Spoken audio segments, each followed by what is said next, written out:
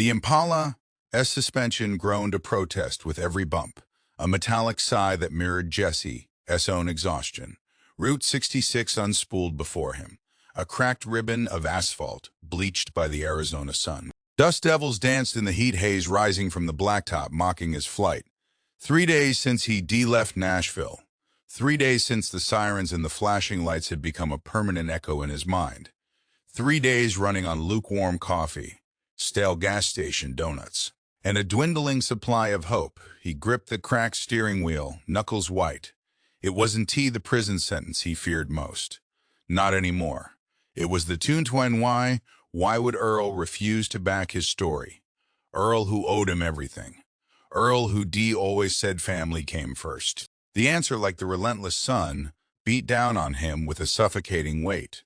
The Impala, a '66 model his grandfather had bequeathed to him, was a beast. A beautiful gas-guzzling beast that demanded constant attention. Jesse patched it up enough to get this far. A temporary reprieve bought with duct tape, baling wire, and a prayer. It smelled of oil, leather, and regret. The radio was dead, sacrificed to pay for a tank of gas back in Oklahoma. He preferred the silence anyway. It kept the questions from getting too loud. They were nearing Jericho, a town marked on his outdated map as little more than a smudge. It looked worse in reality. A scattering of crumbling buildings, sun-bleached and skeletal, clung to the side of a mesa like dying ticks. A rusted sign, half-eaten by the desert air, declared, "Jericho Sioux, a step back in time." Jesse figured it was more like a step into oblivion. He almost didn't notice her. A flash of scarlet against the muted landscape. She stood by the side of the road, thumb outstretched, a backpack at her feet.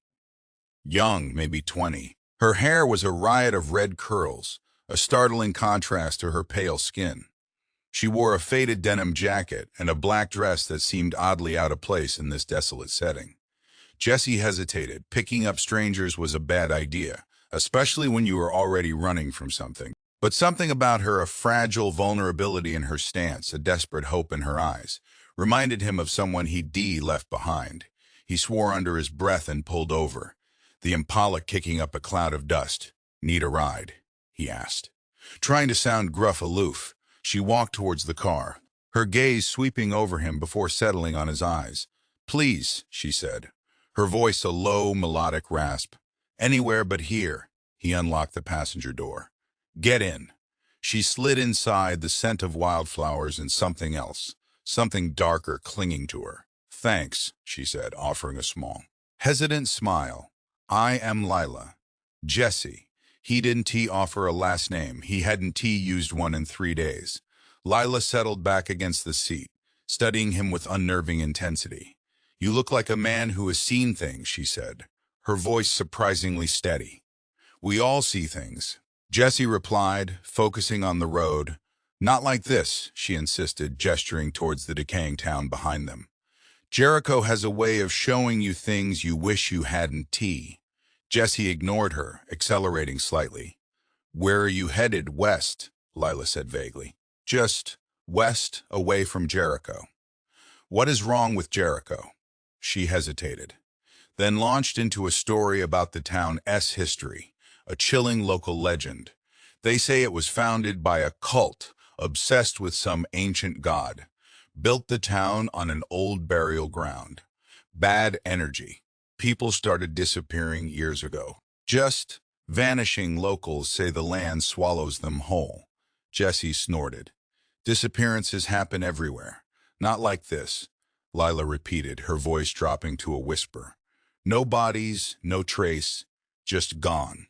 And those who stay, they change, grow quiet, look haunted. Like they were waiting for something." He dismissed it as local color, the kind of folklore that thrived in forgotten places. Jericho probably just suffered from economic hardship and a dwindling population. People moved on, but Lila's unsettling calmness, her unwavering gaze, chipped away at his skepticism. "My grandfather told me stories about this place," she continued, her eyes fixed on the passing landscape. "He said there were tunnels under the town used for rituals, secret passages connecting the buildings. He always warned us never to go near Jericho, especially at night." Your grandfather was superstitious, Jesse said, but the words felt hollow even to his own ears. Maybe, Lila conceded, but he was a minner. He knew the land. He said Jericho wasn't built thorny on the land. It was built thudi into Aiti.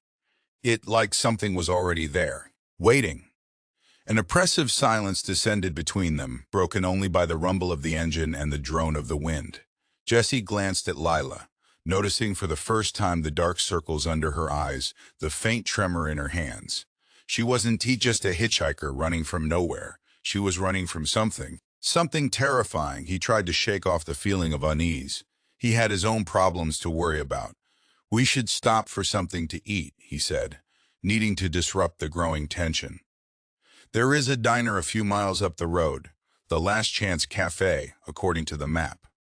The Last Chance, Lila repeated, a flicker of something unreadable crossing her face.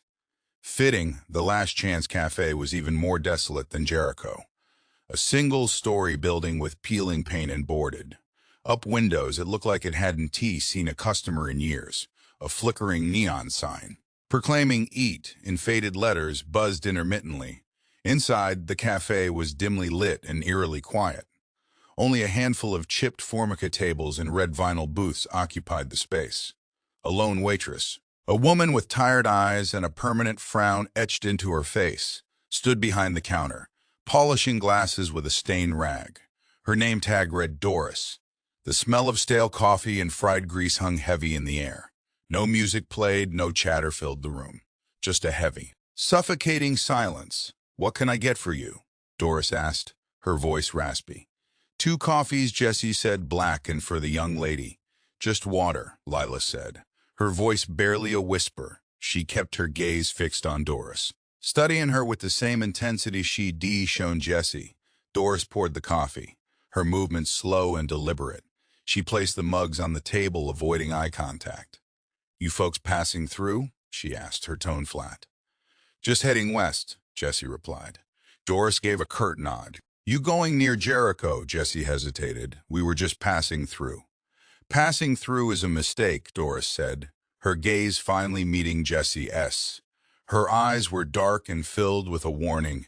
"Jericho is a bad place. Always has been. People go in, they don't come out the same. Or they don't come out at all." Lila stiffened beside him. "It is just an old town," Jesse said, attempting a dismissive tone. Doris snorted. "Old and hungry, stay away from Jericho. Son, for your own good, believe me." She turned away, muttering something under her breath about foolish city folk. Jesse felt a prickle of unease crawl up his spine. He was a wanted man, used to being distrusted. But there was something different about Doris's warning.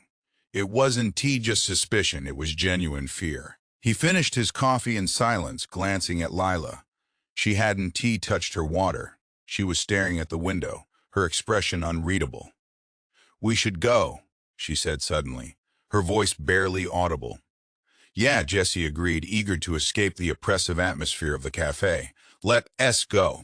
They paid Doris and left, the diner's unsettling silence, clinging to them like a shroud.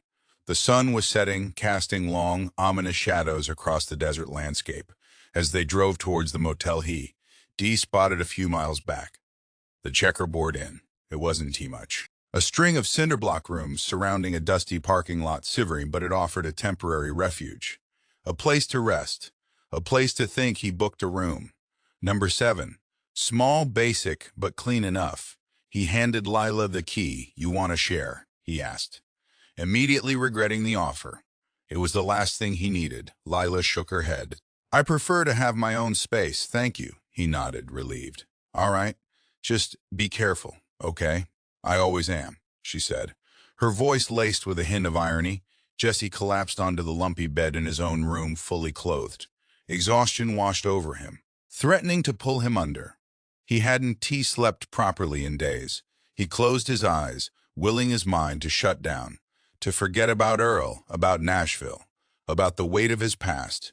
He drifted into a fitful sleep, plagued by fragmented dreams and disturbing images, flashing lights. Earl's betraying face.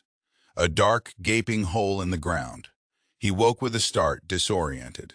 The room was silent, the only sound the hum of the air conditioner. He glanced at the digital clock on the bedside table, 3:17 a.m. He sat up, his heart pounding. Something felt wrong, terribly wrong. He got out of bed and walked to the door, listening intently. Silence. He opened the door and looked down the hallway. Empty. He walked to Lila's room number 8 and knocked gently. No answer. He knocked louder, still no answer. He tried the door. It was unlocked. He pushed it open and stepped inside. The room was empty. Lila was gone. The bed was neatly made. Her backpack was missing. The window was closed and locked. There was no sign of a struggle, no note, no explanation. She had simply vanished, just like the others from Jericho. The stale air of the motel room felt colder now, charged with a dread that settled deep in Jesse's bones. He ran a hand through his already disheveled hair, the gritty texture of familiar comfort in the growing chaos. Lila was gone. Not just left in the night, but to vanish to Vinci. Checked the bathroom, then the small closet. Nothing. He returned to the room and systematically searched it, lifting the mattress, checking under the furniture, even peering into the dusty air vents. Nothing except on the nightstand, where Lila had placed her water glass, lay a small, intricately carved wooden bird. It wasn't there before. He was certain of it. The wood was dark, almost black, and the carving was unsettlingly realistic, Savadiavan, with its wings outstretched in mid-flight. It felt ancient, cold to the touch. He turned it over in his hands, searching for a mark, a clue. There was nothing, just the smooth, unsettling wood. It was the only thing out of place, the only thing missing from the carefully curated emptiness she'd left behind. He swore under his breath. This wasn't running away. This was something else, something deliberately strange. He threw on his jacket and headed for the motel office, the wooden bird clutched in his pocket. The morning sun was a pale imitation of comfort, doing little to dispel the chill that had settled over him. The office was empty, save for a teenage boy hunched over a video game, oblivious to the world around him. "Sheriff's office," Jesse asked, his voice rough. The boy didn't look up. "Sheriff's down the road, about 5 miles. Can't help you with that." Jesse found Sheriff Barlow's office in the town of Dust Bowl, a place as bleak and forgotten as Jericho. Barlow was a large man with a weathered face and eyes that had seen too much and cared too little. He listened to Jesse's report with a bored expression, occasionally stifling a yawn. "Hitchhiker, huh?" Barlow said, when Jesse had finished. "Woman, young, red hair. Name was Lila. She was here last night. Her room is empty. Her things are gone except for—" He paused, hesitating to mention the bird. It felt like admitting he was already spiraling. "A few personal items." Barlow shrugged. "People wander in and out of here all the time. Probably just moved on. Didn't like the accommodations, found a better ride. Her belongings. Maybe she didn't have much to begin with. Look, son, we get all sorts passing through. Runaways, drifters, folks trying to disappear. Not our job to track them down." Jesse clenched his fists, fighting back the urge to lose his temper. She didn't just leave. Something's wrong. She was disturbed by Jericho. She was afraid of it. Barlow chuckled, a dry, humorless sound. "Jericho folks are always spooked by Jericho. It is an old town, got a reputation, local folklore. Don't put too much stock in it. Folklore. People disappear from there, Sheriff. That is not folklore." Barlow's eyes hardened. "Look, I've been sheriff here for 20 years. I've dealt with my share of missing persons. Most of them turn up eventually. Gone to Vegas, ran off with a boyfriend, whatever. I don't have the manpower to chase down every transient who passes through. But won't you at least file a report? Check with the locals. I'll put it in the log, name, description. But don't get your hopes up. And don't go poking around in Jericho. It is a dead end." Jesse knew he wasn't getting anywhere with Barlow. The sheriff was either indifferent or actively dismissive. He thanked him curtly and left, the wooden bird feeling like a lead weight in his pocket. He was on his own. He decided he needed to understand Jericho, to understand what had frightened Lila so badly. He drove back towards the crumbling town, parking on the outskirts, a safe distance from the decaying buildings. The sense of unease he'd felt yesterday had intensified, a heavy pressure in his chest. Jericho wasn't just abandoned. It felt watched. He started his research at the town's library, a small neglected building that smelled of dust and decay. The librarian, a frail woman named Mrs. Henderson, seemed surprised to see anyone. "Looking for something specific, dear?" she asked, peering at him over her spectacles. "I'm interested in the history of Jericho," Jesse said. "Specifically, any reports of missing persons." Mrs. Henderson's face clouded over. "Oh, that? The vanishing years," she said, her voice barely a whisper. "They called it that. From the late 50s to the early 70s. People just started disappearing, families mostly. Gone without a trace." Jesse felt a shiver crawl down his spine. "What happened? No one knows," she said, shaking her head. "The sheriff back then, Sooty name was Davy Sooty, he investigated, of course. But he found nothing. No evidence of foul play. No ransom demands. Just empty houses, silent streets, people disappearing into thin air." "Were there any theories?" "Oh, plenty," Mrs. Henderson said, a faint smile playing on her lips.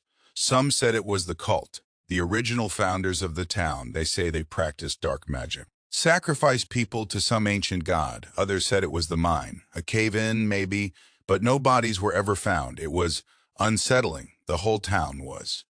"What happened after the vanishing years?" "People left, slowly at first, then in droves. The mine closed down. The businesses failed. Jericho just withered away. Became a ghost town." Jesse spent hours poring over old newspaper clippings and town records. The reports were sparse, filled with unanswered questions and mounting fear. It was as if the town itself had swallowed its secrets. As dusk began to settle, he learned of a local recluse, a man named Old Man Tiber, who had lived in Jericho his entire life. Some said he was crazy, others said he knew more than he let on. He found Tiber's cabin on the outskirts of town, tucked away in a gnarled grove of Joshua trees. It was a ramshackle structure, built from salvaged lumber and corrugated metal. Smoke curled lazily from the chimney, suggesting someone was home.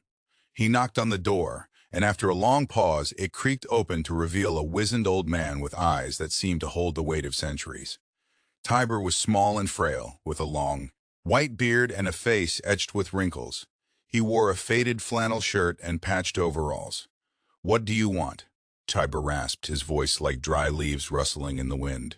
"I'm looking for information about Jericho," Jesse said.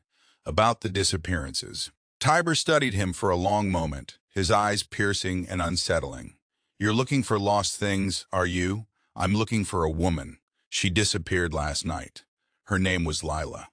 Tiber didn't react. He simply continued to stare at Jesse, as if trying to see something hidden within him. "Jericho takes what it wants," he said finally, his voice barely a whisper.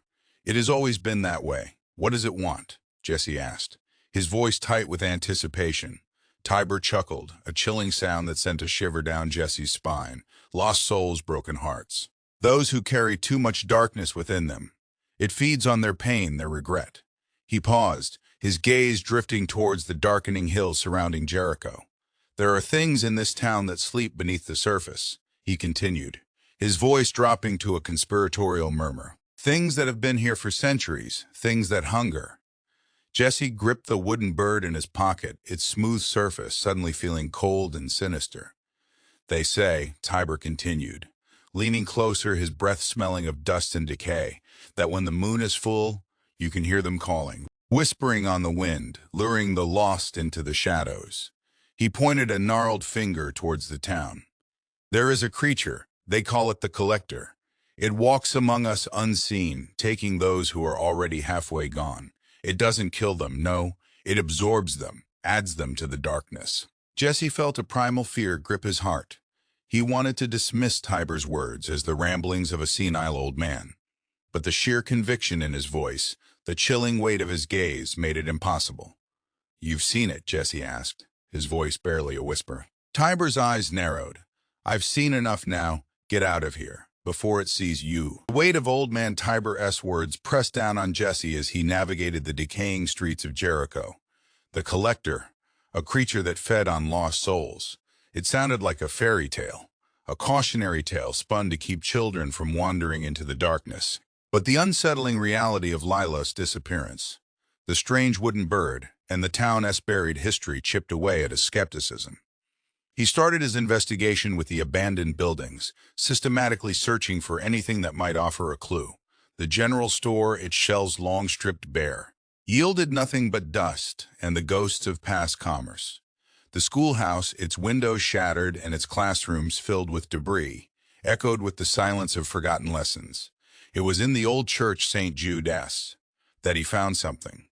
The building was in a particularly dilapidated state. Its roof partially collapsed, its walls covered in graffiti and decay. The air inside was thick with the smell of mildew and something else, something metallic faintly reminiscent of blood.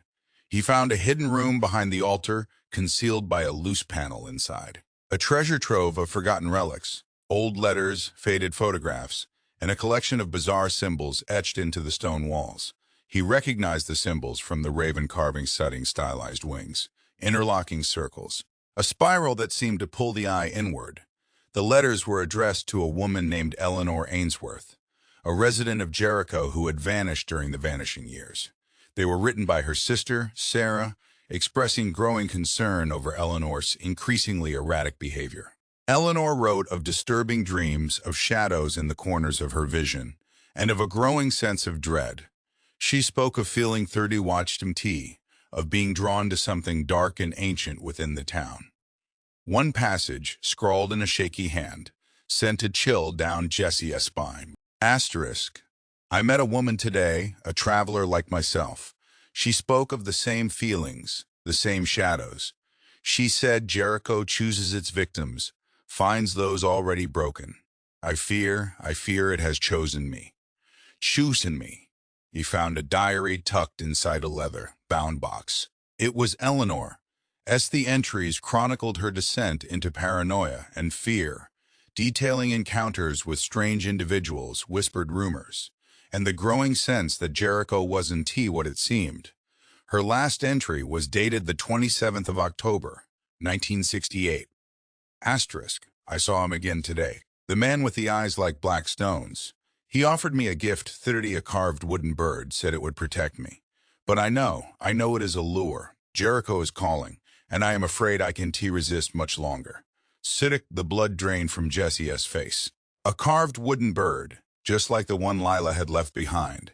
He spent the next few hours poring over the diary, piecing together Eleanor's story. It became clear that she had been investigating Jericho's history, unearthing secrets that someone, or something, wanted to remain buried. She'd been particularly interested in the town's founding, the original cult, and the rumored tunnels beneath the streets.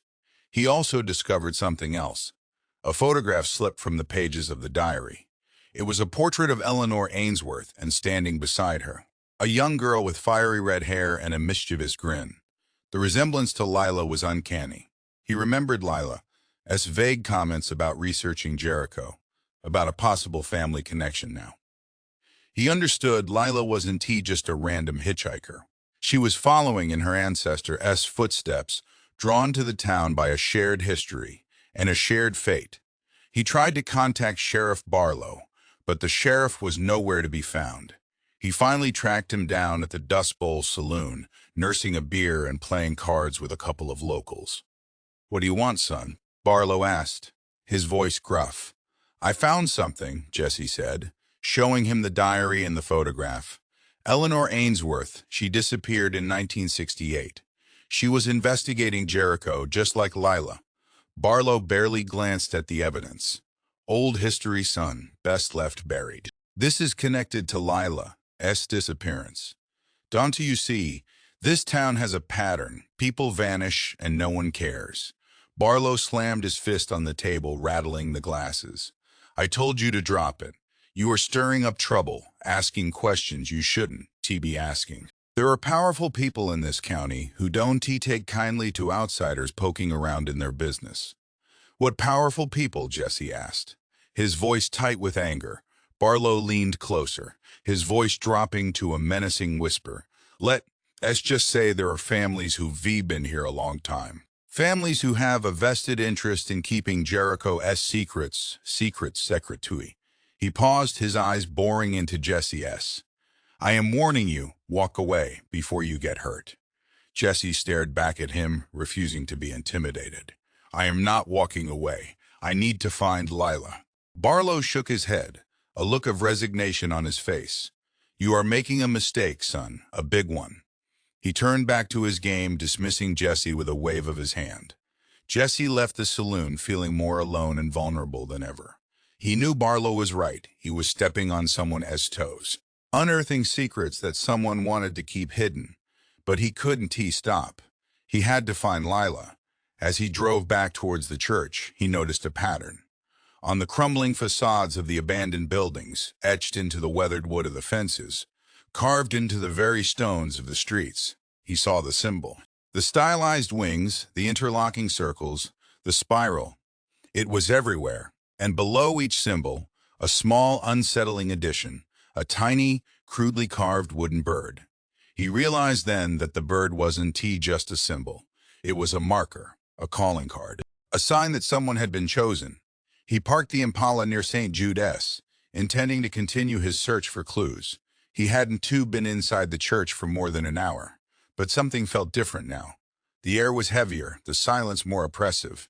He stepped inside, his hand instinctively reaching for the .38 he carried in his waistband. The shadows seemed to writhe and twist, playing tricks on his eyes. He hadn't taken 10 steps when he heard a noise, a faint scraping sound coming from the hidden room behind the altar. He froze, his senses on high alert. He slowly approached the altar, his gun drawn. Suddenly, 2 figures emerged from the darkness, blocking his path. They were dressed in black, their faces obscured by ski masks. One wielded a crowbar, the other a length of chain. Jesse reacted instantly, firing a shot towards the man with the crowbar. The man staggered back, clutching his arm, but kept coming. The church erupted in a chaotic flurry of violence. Jesse fought with a desperate ferocity, dodging blows, landing punches, firing his gun when he could. But he was outnumbered, outmatched. The man with the chain managed to wrap it around his leg, sending him crashing to the floor. The man with the crowbar loomed over him, raising the weapon for a final blow. Jesse twisted his body, narrowly avoiding the full force of the impact. He scrambled to his feet, his leg throbbing with pain. He knew he could win this fight. He had to get out. He sprinted towards the entrance, dodging a wild swing from the man with the chain. He burst out of the church, into the gathering darkness. He didn't stop running. He ran until he reached the Impala, fumbling with the keys, desperate to get inside. He started the engine, slammed the car into gear, and sped away, leaving Jericho behind. But as he glanced in his rearview mirror, he saw them, the 2 figures silhouetted against the light of the church, watching him leave. And in the man with the crowbar's hand, he saw something glinting in the moonlight. A small, intricately carved wooden bird. The pain in Jesse's leg was a searing brand, a constant reminder of his narrow escape. He managed to drive several miles from Jericho, but the Impala was barely holding together, and he was losing blood fast. He needed help, and he knew only one person he could trust, heavy old man Tiber. He found the cabin shrouded in darkness, the silence broken only by the rhythmic chirping of crickets. He stumbled towards the door, knocking weakly. Tiber opened it almost immediately, his eyes widening in alarm at the sight of Jesse's condition. What happened? He rasped, ushering him inside. Ambushed, Jesse grunted, leaning against the doorframe for support. At the church, 2 of them. Tried to kill me, Tiber. Quickly ushered him to a rickety chair, examining his leg with a practiced eye, badly bruised, maybe a fracture. Lucky you got away, he began bandaging the wound with surprisingly deft hands. Who were they, Tiber? Jesse asked, his voice strained. Who is behind this? Tiber sighed, his face etched with a weariness that seemed to span decades. The Collector. The Collector, Jesse repeated, remembering the chilling tale from the previous night. You mean the creature you talked about? Not a creature, Tiber corrected, his voice firm. A man, a very powerful man, named Salister Finch. He owns most of the land around here. Has for generations, he paused, letting the weight of the name sink in. Finch has always protected Jericho, in his own warped way. He believes the town holds something special, something sacred. He sees himself as its guardian. Guardian, Jesse scoffed, by letting people disappear. He doesn't see it as letting people disappear, Tiber explained. He sees it as preserving the peace, removing those who might disrupt it, those who ask too many questions. And the wooden birds. Finch's calling card, Tiber said grimly, a warning, a mark. He sends them to those he deems a threat. Lets them know they being watched. Jesse remembered the bird Lila had left behind. He pulled it from his pocket, handing it to Tiber. She was researching Jericho, Jesse said. She was following her family history. She uncovered something Finch didn't want her to find. What did she find? Tiber asked, his eyes narrowing. Jesse recounted his discoveries at the church, the letters, the diary, the connection to Eleanor Ainsworth. Eleanor was investigating something that got her killed. Tiber nodded slowly. Eleanor was a smart woman, too smart for her own good. She discovered evidence of an illegal land deal. Finch's grandfather cheated local families out of their mineral rights back in the 1920s. Eleanor found the original contracts, the proof she was going to expose him. And he stopped her. He always stops anyone who threatens his control. Tiber shook his head. It has been happening for decades. He justifies it by saying he is protecting Jericho, preserving its history. But it is all about power, about control. Lila found the same evidence, Jesse asked, a knot of fear tightening in his stomach. Likely, Tiber confirmed. That is why he is targeting her. She is a threat, just like Eleanor was. Suddenly, a commotion erupted outside the cabin. Gravel crunched under heavy boots, a dog barked furiously, and a harsh voice bellowed, "Tiber, open up." "We know you are in there." Tiber paled. "Finch, Cessman," he whispered. "They found us." "We need to get out of here," Jesse said, pushing himself to his feet despite the pain in his leg. "It is no use running," Tiber said, his voice resigned. "They'll find us eventually, but maybe we can buy ourselves some time."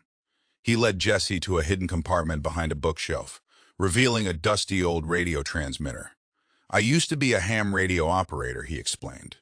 "This might still work. We can try to call for help."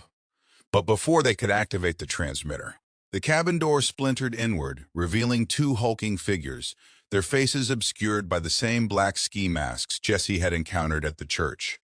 Well, one of the men sneered. "Stepping inside, look what we have here." Old man Tiber harboring a fugitive. "You always were a troublemaker, Tiber." "Leave him out of this," Jesse said, stepping forward, shielding Tiber with his body. "This is between you and me," the man laughed. "Oh, believe me, it is about to be about both of you." A brutal fight ensued. Jesse, hampered by his injured leg, fought with a desperate ferocity, but he was no match for the two burly thugs. He managed to land a few punches, but they were quickly overwhelmed. Tiber tried to intervene, but he was easily shoved aside. "We need to send a message," the first thug snarled. "A message that says people don't mess with Alistair Finch." As they were about to deliver a decisive blow, Jesse spotted Tiber frantically working the radio transmitter.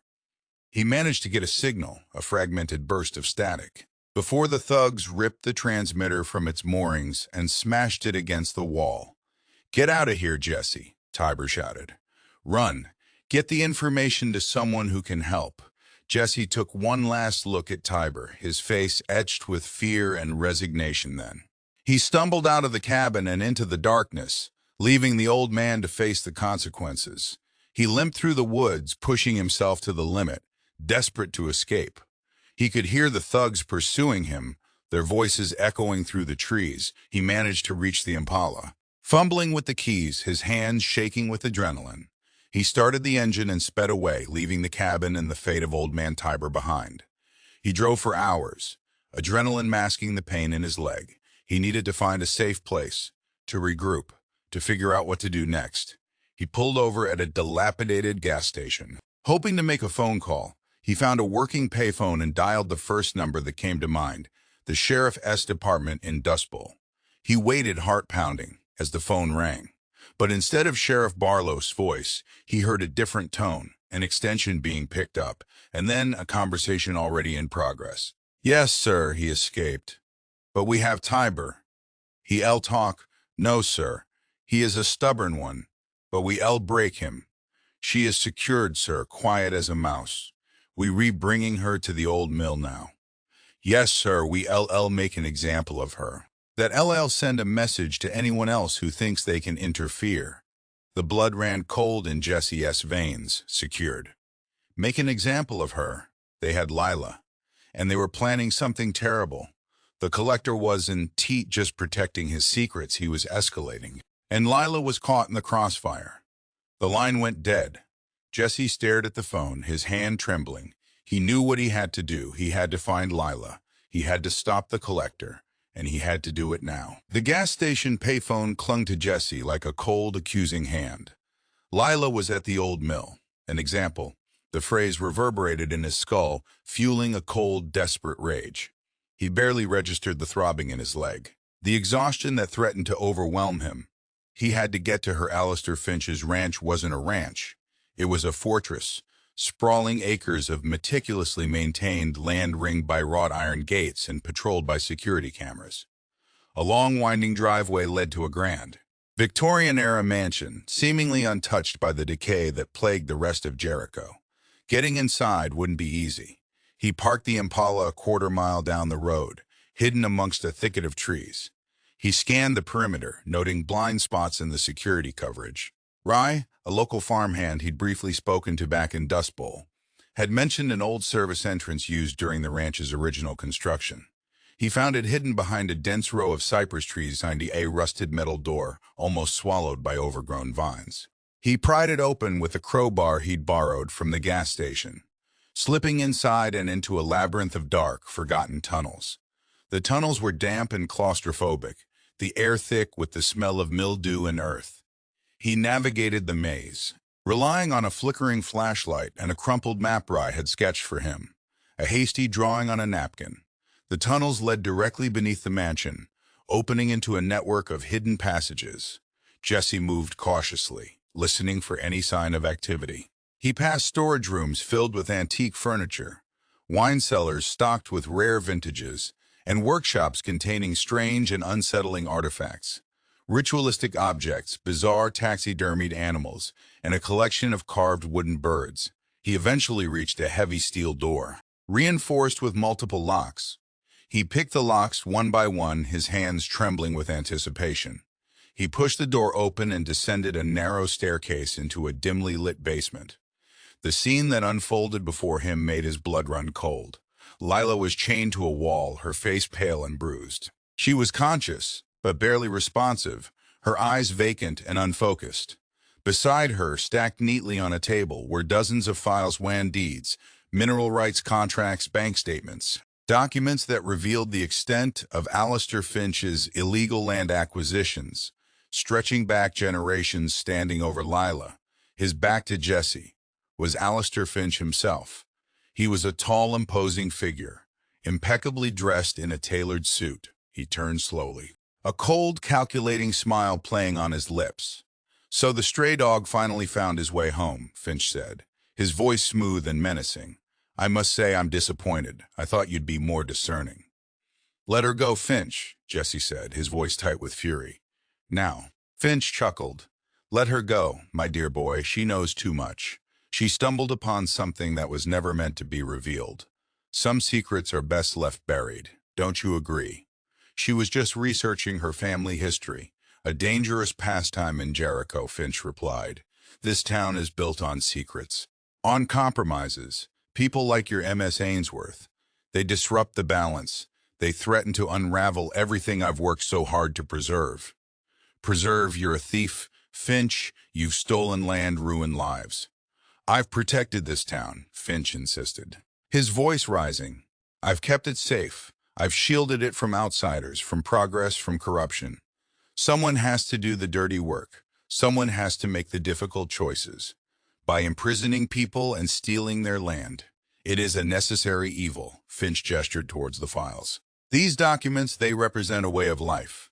A legacy. They're worth more than one woman's curiosity. She deserves to be free."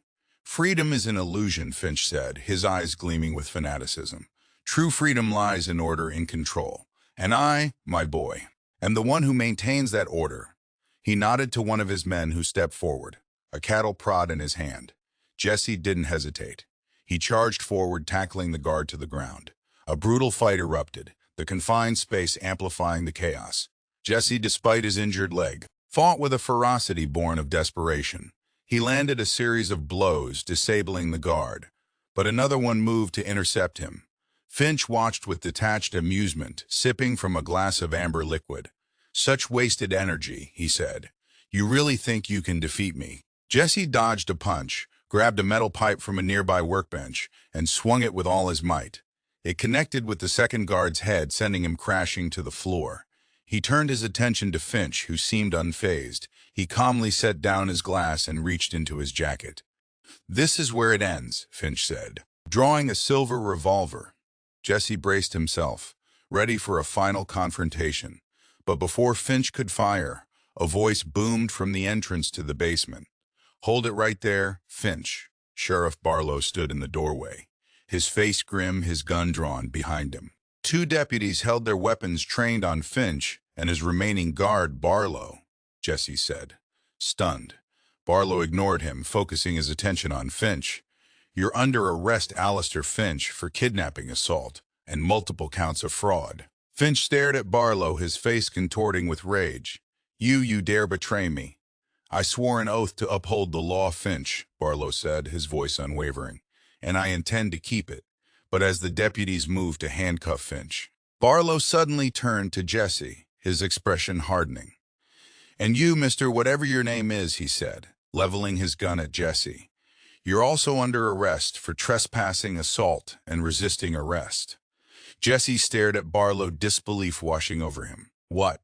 You're arresting Tambai after everything I've done?" "Finch has friends in high places, son," Barlow said, his voice devoid of emotion. "And they expect results. You stirred up a hornet's nest. It is time to silence you." He holstered his gun. "Take him into custody." The deputies moved towards Jesse, their faces impassive. He was surrounded, outnumbered, and betrayed. He looked at Lila, chained and helpless, her eyes filled with a mixture of fear and confusion. As they cuffed his hands behind his back, Jesse knew this wasn't just about arresting a fugitive. It was about protecting Finch, about burying the truth.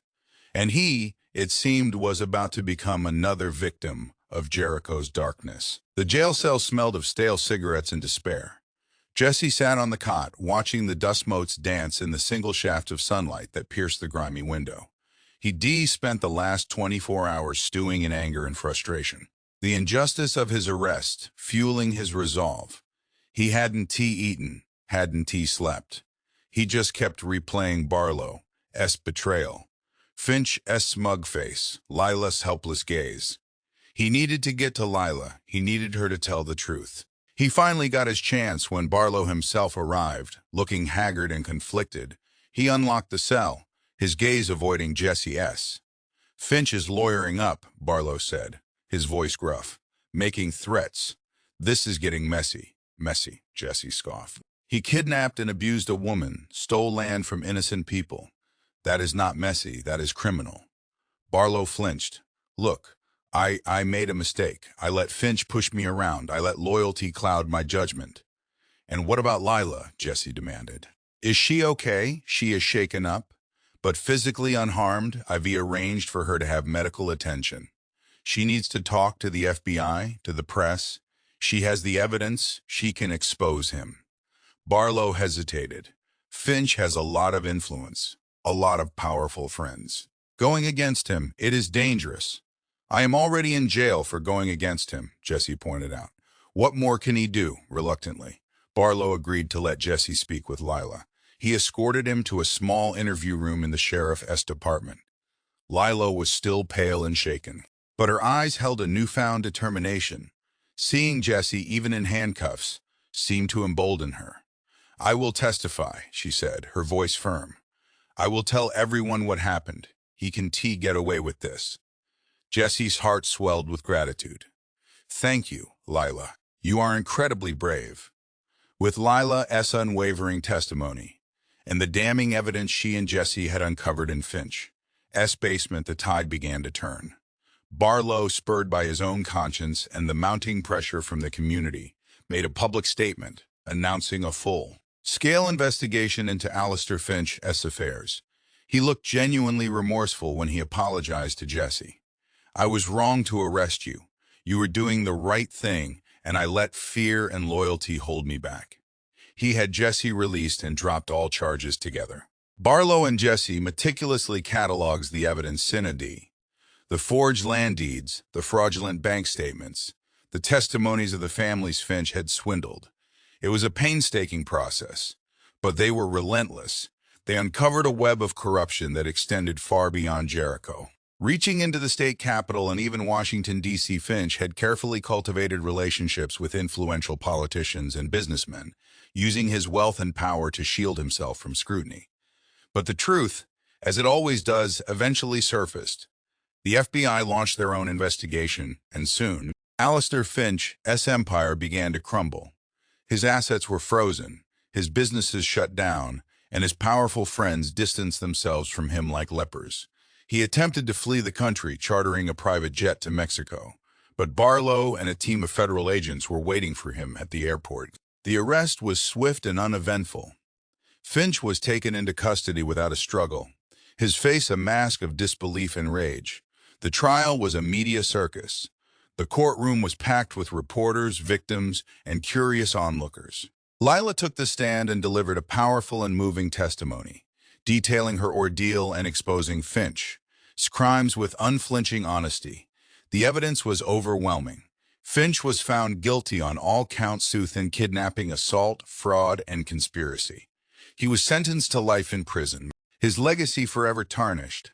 As the dust settled, Jesse stood on the edge of Jericho, watching the sun set over the mesa. The town felt different now. Lighter somehow, the weight of Finch's shadow had been lifted, and a sense of hope had begun to blossom. Barlow approached him, extending his hand. "You did good, Jesse. You brought justice to this town." Jesse shook his hand, a small smile playing on his lips. "It wasn't just me, Lila. Everyone who was willing to stand up and fight." "What are you going to do now?" Barlow asked. "I don't know," Jesse replied. "Maybe head west, California. Start a new life." He paused, looking towards the horizon. "Need to escape the ghosts." "You earned it," Barlow said. He adjusted his backpack, preparing to leave. He had finally found some semblance of peace, a fleeting moment of closure. But as he turned to walk towards the Impala, he noticed a figure standing in the shadows, watching him. A tall, slender silhouette obscured by the gathering darkness. He couldn't make out the face, but he felt a chilling sense of unease. Something about the figure felt familiar, unsettlingly so. His hand instinctively reaching for the .38 he kept hidden in his jacket. The figure didn't move, just stood there, silently observing him. He held his breath, his senses on high alert.